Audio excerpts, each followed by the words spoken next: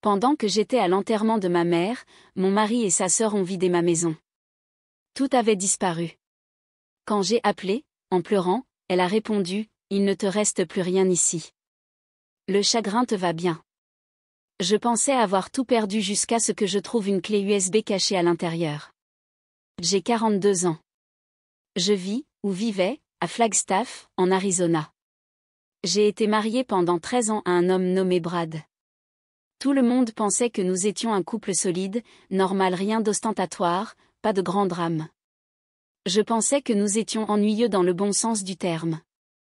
Je pensais qu'ennuyeux signifiait en sécurité. J'avais tort. La vérité, c'est qu'il prévoyait de me détruire depuis longtemps. Je ne l'ai tout simplement pas vu, ou peut-être que je ne voulais pas le voir. Tout a commencé quand ma mère est tombée malade. On lui avait diagnostiqué un cancer du sein quelques années auparavant, mais les 6 derniers mois ont été les pires. Je passais de plus en plus de temps à faire la navette jusqu'à Scottsdale pour m'occuper d'elle. Elle ne voulait pas aller en soins palliatifs, et je voulais respecter cela.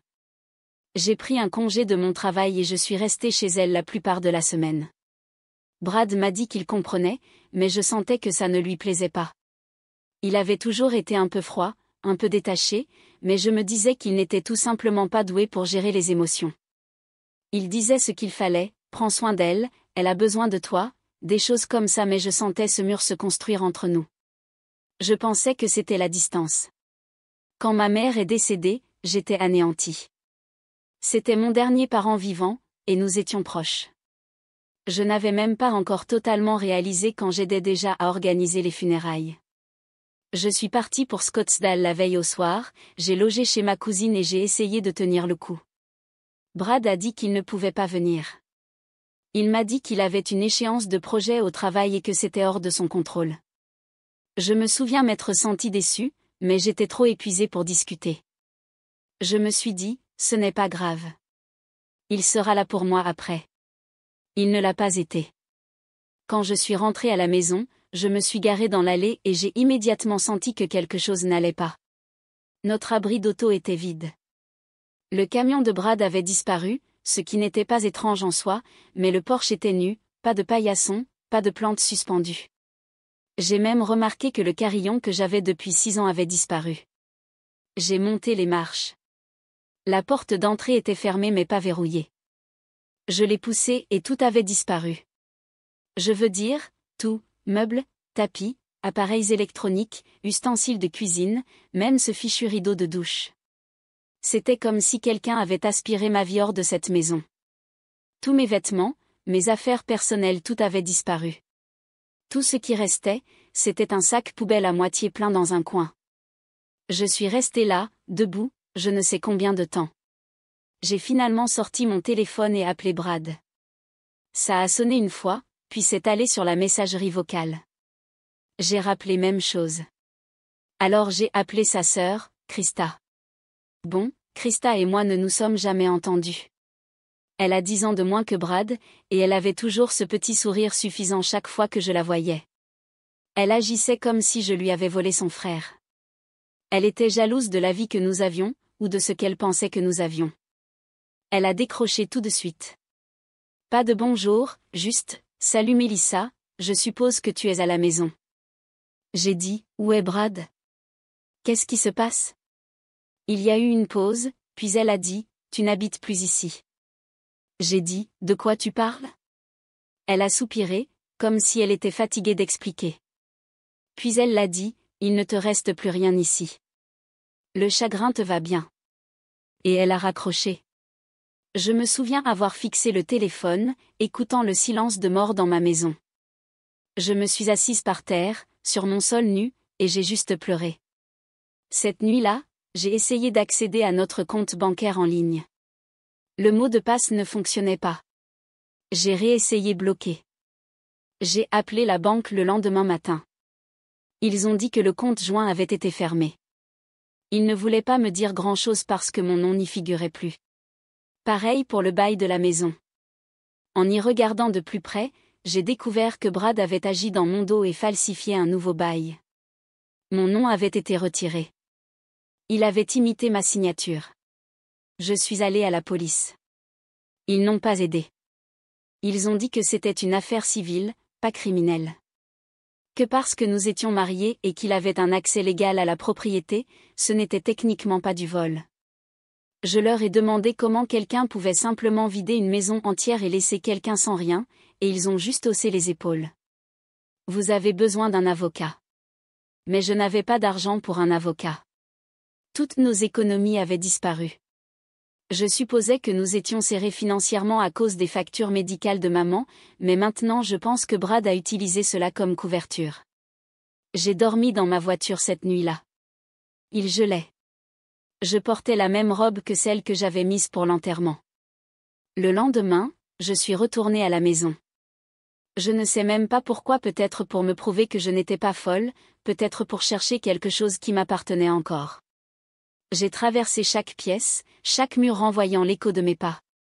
Il ne restait même plus de poussière là où les meubles s'étaient trouvés. Puis je me suis souvenu de la vieille boîte à bijoux que ma mère m'avait donnée. Elle était petite, en bois, un peu moche, mais je la gardais dans la buanderie, près du sèche-linge. Elle était tombée derrière les machines il y a des années, et je n'avais jamais pris la peine de la récupérer. Je suppose que Brad non plus. Je l'ai sortie. À l'intérieur, il y avait une clé USB, juste une simple clé USB argentée, sans étiquette, sans porte-clés, juste coincée là comme si elle attendait.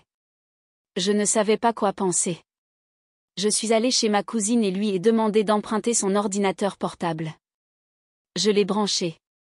Il y avait un seul dossier appelé, au cas où. À l'intérieur se trouvaient des fichiers, des captures d'écran, des PDF, des enregistrements audio, des photos. J'ai ouvert le premier PDF. C'était un relevé bancaire, puis un autre, puis des captures d'écran de virement du compte de ma mère vers celui de Brad, pas seulement des petites sommes, des milliers.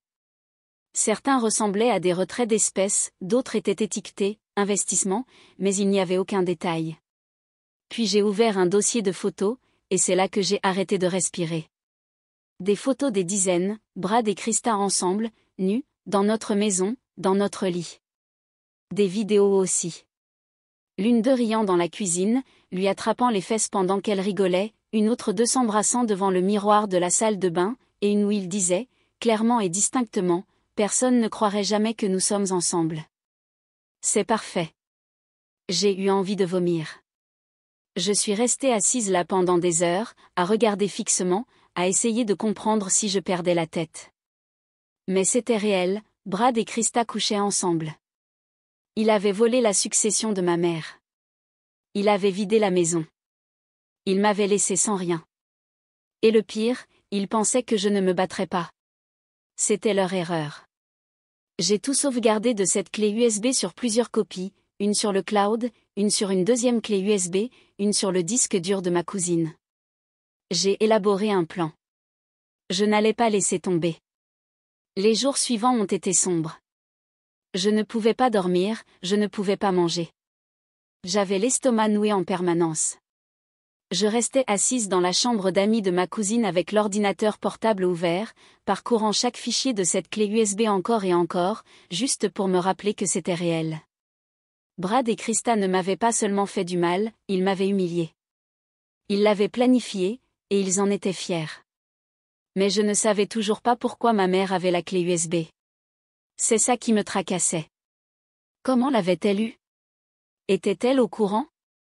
Puis j'ai trouvé le dernier enregistrement audio dans le dossier. C'était la voix de ma mère. Elle semblait fatiguée, frêle, comme si cela avait été enregistré vers la fin. Sa voix était tremblante, mais elle était claire. « Mélissa, dit-elle, si tu entends ça, ça veut dire que Brad a fait exactement ce que je craignais. Je n'avais pas de preuves au début, mais j'ai commencé à tenir des registres. Je savais qu'il prenait de l'argent. Je ne pouvais pas tout prouver, mais j'ai remarqué des choses bizarres. Alors j'ai demandé à un ami à la banque de m'aider à creuser, et puis j'ai vu les virements, et j'ai vu Krista. Ils n'ont même pas essayé de le cacher. Elle a fait une pause, puis elle a dit, « Je ne voulais pas te contrarier de mon vivant, mais s'il t'a fait du mal, utilise ça. Ne les laisse pas gagner. Tu as toujours été plus forte que tu ne le pensais. » J'ai craqué après ça. C'était comme si elle savait que j'aurais besoin de quelque chose à quoi m'accrocher. Elle m'avait sauvé une dernière fois. Alors j'ai commencé à planifier. Première chose, j'ai pris un téléphone prépayé et une nouvelle adresse email. Plus question d'appeler Brad ou Krista, ils m'avaient probablement bloqué de toute façon. Je ne voulais pas qu'ils sachent où j'étais pas encore. J'ai ensuite appelé un avocat.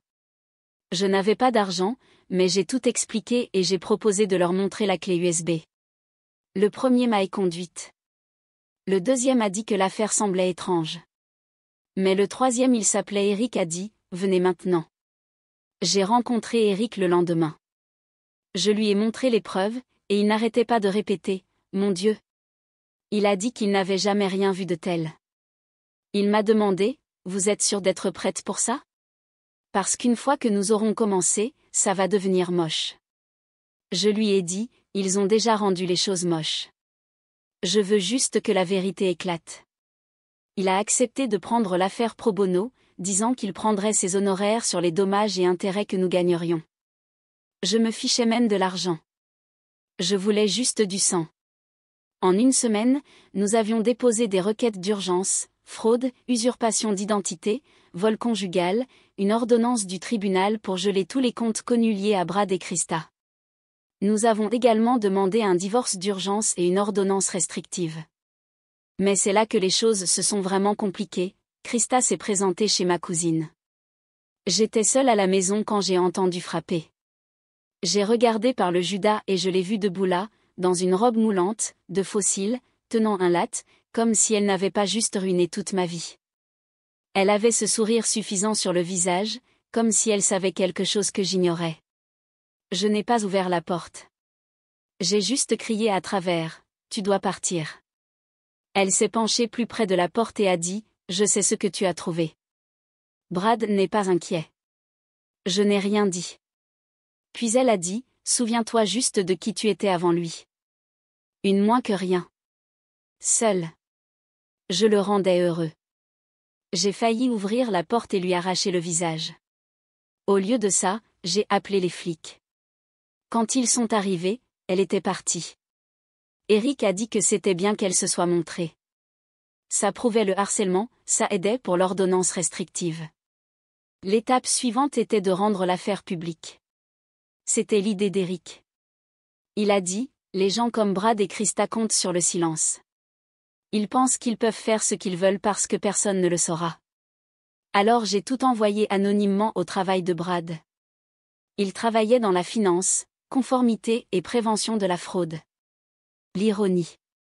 En 48 heures, il a été viré. Ensuite, nous avons tout envoyé à l'ordre des infirmières de Krista. Elle était infirmière diplômée. Je me suis dit qu'il voudrait savoir qu'elle couchait avec son propre frère et l'aidait à voler une patiente atteinte d'un cancer en phase terminale. Elle a perdu sa licence une semaine plus tard. Ils ont essayé de se battre, bien sûr, prétendant que les documents étaient faux, que les photos étaient des deepfakes, et que j'étais mentalement instable à cause du chagrin. Mais la piste numérique était trop solide, les horodatages, les relevés bancaires, l'audio. C'était irréfutable. Et puis il y a eu le procès. Nous avons demandé des dommages et intérêts complets pour l'argent volé, plus des dommages et intérêts pour détresse émotionnelle, plus une tentative d'usurpation d'identité. Mon avocat a également insisté pour des poursuites pénales. Le procureur a jeté un coup d'œil au dossier et a accepté. Ils ont tous les deux été arrêtés 2 mois plus tard. Mais ce n'est même pas proche de la fin, parce qu'une fois que les gens ont découvert l'inceste, l'argent, la trahison, tout, ils se sont retournés. Leurs amis, leurs collègues, même leur famille élargie. L'ex-mari de Krista a demandé la garde exclusive. L'ancien patron de Brad est allé aux nouvelles et l'a qualifié de « cas de fraude le plus troublant que j'ai vu ». Et pendant que tout cela se passait, je continuais à creuser. J'ai trouvé autre chose sur cette clé USB, quelque chose d'encore pire. Après l'arrestation de Brad et Krista, je pensais que ce serait le pire. Je pensais que la vérité était révélée et que les dégâts étaient déjà faits. Mais j'avais tort. Il y avait plus sur la clé USB. Je n'avais pas regardé le dossier crypté avant. Je ne savais pas qu'il fallait un mot de passe jusqu'à ce que je clique accidentellement dessus en montrant à nouveau certains fichiers à Eric. Une fenêtre est apparue, entrez le mot de passe pour déverrouiller. Je l'ai fixé pendant 1 minute, puis j'ai tapé la date de naissance de ma mère. Ça n'a pas marché. Puis j'ai essayé ma propre date de naissance, toujours rien. Puis je me suis souvenu de quelque chose qu'elle disait quand j'étais petite. Je tombais, je m'écorchais les genoux, je pleurais comme si le monde s'effondrait. Elle s'agenouillait à côté de moi et disait, « Relève-toi, petit feu. Tu es faite d'une matière plus solide. » J'ai tapé, « Petit feu. » Le dossier s'est ouvert. Il n'y avait que 3 fichiers à l'intérieur. Le premier était une lettre dactylographiée, datée de 2 mois avant la mort de maman. Elle m'était adressée, « Mélissa, si tu lis ceci, alors le masque de Brad est enfin tombé. » Je l'ai observé. Je ne voulais pas te surcharger, mais je ne pouvais pas te laisser marcher aveuglément vers le désastre. J'ai engagé un détective privé. J'ai enregistré et sauvegardé tout. Ce que tu as déjà vu n'est que la surface. Les 2 prochains fichiers te montreront qui est vraiment Brad. Fais attention. Ce n'est pas seulement un menteur, il est dangereux. Je suis restée assise là, figée. J'ai ouvert le 2e fichier. C'était un rapport scanné d'un détective privé. Le rapport était long, trop long pour être entièrement traité d'un coup, mais le titre m'a frappé comme un camion, Bradley C. Morgan, alias Calvin R. X, 1999 à 2006. Alias. J'ai lu plus loin. Apparemment, Brad avait légalement changé de nom en 2006. Avant cela, il se faisait appeler Calvin X dans le Colorado. Je n'en avais aucune idée. À l'époque, il avait fait l'objet d'une enquête pour fraude financière, détournement de fonds d'une organisation à but non lucratif pour laquelle il travaillait. Il n'a jamais été inculpé, mais l'affaire a été classée dans des circonstances suspectes. Il y avait des rumeurs d'un accord, peut-être d'un pot de vin. Il a disparu du Colorado peu de temps après. C'est à ce moment-là qu'il est devenu Brad Morgan, a déménagé en Arizona, a trouvé un nouveau travail, s'est construit une nouvelle image, et je l'ai épousé 6 ans plus tard. J'avais la nausée, mais ça a empiré. Le rapport disait que Krista n'était pas sa sœur. Il n'était pas du tout parent. J'ai relu cette partie 5 fois. J'ai pensé que c'était peut-être une faute de frappe, mais le détective avait retracé ses actes de naissance. Le vrai nom de famille de Krista était Langlais. Elle était née en Oregon. Ils ne s'étaient même pas rencontrés avant 2012. Ils n'avaient aucun lien de sang. Ils n'étaient pas de la même famille. C'était juste 2 escrocs qui jouaient sur le long terme. Krista avait même suivi des cours sous une fausse identité. À un moment donné, elle a travaillé comme infirmière sous les qualifications de quelqu'un d'autre jusqu'à ce qu'elle réussisse ses examens pour de vrai, en utilisant une lettre de recommandation falsifiée. Tout chez eux était un mensonge. Donc, toutes ces années où je pensais être l'étrangère dans leur famille, tous ces barbecues familiaux, anniversaires, vacances où ils agissaient comme si je n'avais pas ma place, rien de tout cela n'était réel. Ils avaient inventé toute cette histoire de fratrie pour que personne ne remette en question leur proximité. J'ai failli crier. J'ai appelé Eric, tremblante, et lui ai raconté ce que j'avais trouvé. Il est venu ce soir-là. Nous avons parcouru chaque ligne ensemble. Il a dit, ils n'ont pas seulement volé tes affaires, ils ont construit toute une fausse vie pour voler la succession de ta mère. Cela va au-delà de la fraude.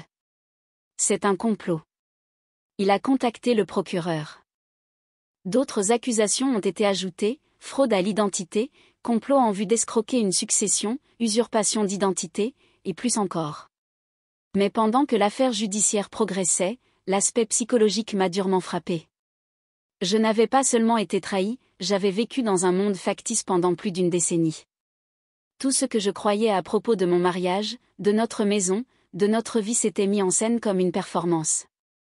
Il n'était pas un mauvais mari qui avait fait des erreurs. Il n'avait jamais été un mari du tout. C'était un prédateur, et Krista Langlais, quel que soit son vrai nom, était sa partenaire.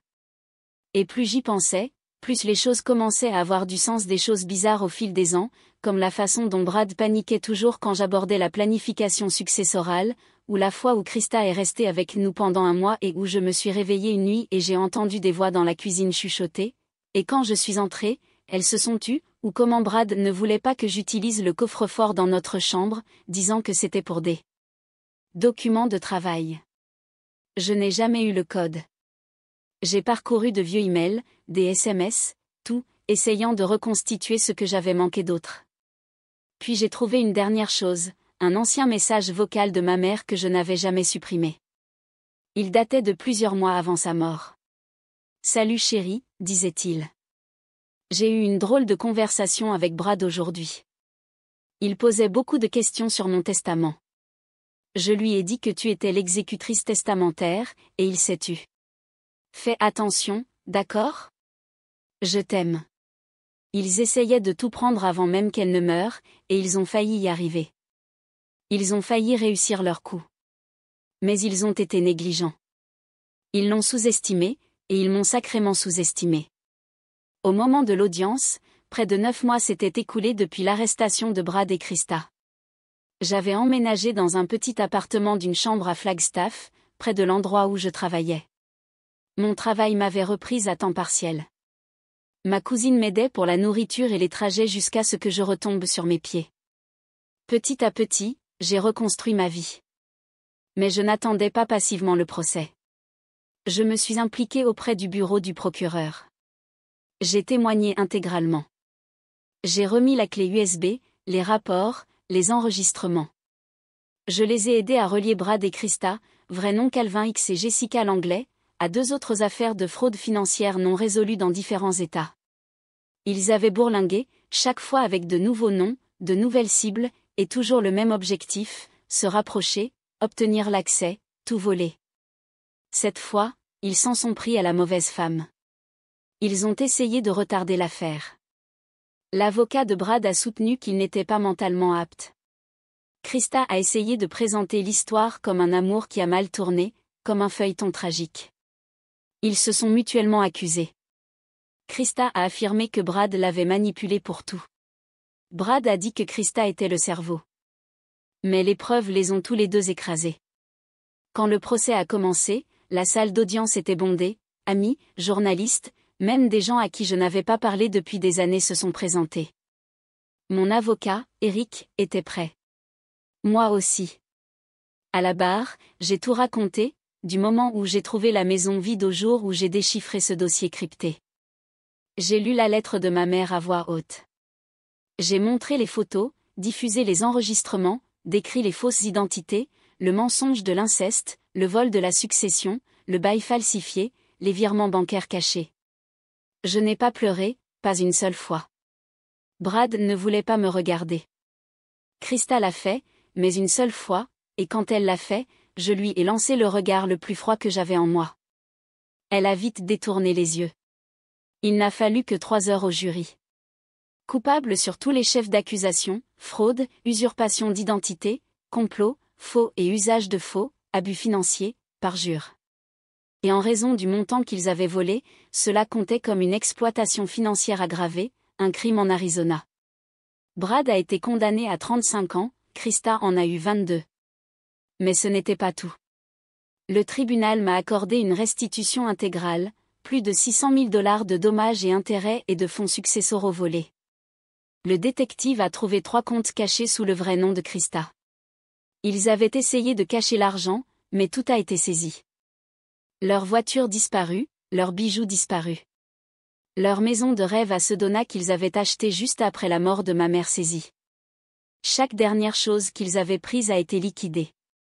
J'ai également intenté une action civile. J'ai gagné ça aussi. Et je ne me suis pas arrêté là. Vous vous souvenez que Brad travaillait dans la finance ? Après son arrestation, j'ai envoyé un rapport complet à tous les employeurs pour lesquels il avait travaillé, son nom, sa photo, son alias, son historique, même les entreprises auxquelles il avait postulé. Je me suis assuré qu'il sache qui il était vraiment. Krista ? J'ai fait de même avec chaque conseil infirmier et hôpital où elle avait mis les pieds. J'ai aussi découvert qu'elle avait menti sur sa demande d'aide financière, FAFSA, quand elle était allée à l'école d'infirmière, alors j'ai transmis l'info au ministère de l'Éducation. Elle doit maintenant plus de $70 000 de prêts frauduleux, en plus de tout le reste. Et cette rumeur d'inceste qui est devenue virale ? Les gens ne pouvaient pas arrêter d'en parler. C'était partout dans les nouvelles locales, sur Reddit, dans les groupes Facebook. Leurs noms sont devenus une blague de mauvais goût. Tout le monde dans notre ancien quartier les a reniés. L'ex de Krista a demandé la garde exclusive et l'a obtenue. Leurs propres parents, les vrais parents de Krista, l'ont reniée après avoir vu ce qu'elle avait fait. Mais il y avait une dernière chose. Après la condamnation, j'ai reçu une lettre par la poste sans adresse de retour. À l'intérieur se trouvait une photo pliée. C'était une photo de moi et de ma mère quand j'étais adolescente. Nous étions debout au bord de l'océan, le vent dans les cheveux, en train de rire. Au dos, quelqu'un avait écrit de sa main, « Il pensait que tu étais faible. Il a oublié de qui tu étais la fille. » J'ai pleuré alors, fort. Je ne sais pas qui l'a envoyé, peut-être le détective, peut-être que maman l'a laissé à quelqu'un pour me la donner quand tout serait fini. Je ne le saurai jamais. Mais je la garde dans mon portefeuille maintenant. Quant à moi, j'ai utilisé une partie de la restitution pour créer un fonds pour les femmes fuyant les relations abusives et les pièges financiers. Je l'ai appelé le fonds du feu, d'après le surnom que maman me donnait, son petit feu. Je suis toujours en thérapie, toujours en guérison, mais je ne suis pas brisée. Brad et Krista ont essayé de m'effacer, ont essayé de me voler aveuglément pendant que je pleurais la femme qui m'avait tout donné. Mais à la fin, ce sont eux qui ont tout perdu. Et moi? Je suis toujours debout, plus forte, plus intelligente, plus vive. Ils ont sous-estimé la mauvaise femme. Ils pensaient pouvoir me détruire alors que j'étais à terre, mais j'ai transformé leur jeu en leur cage, et j'ai allumé l'allumette moi-même.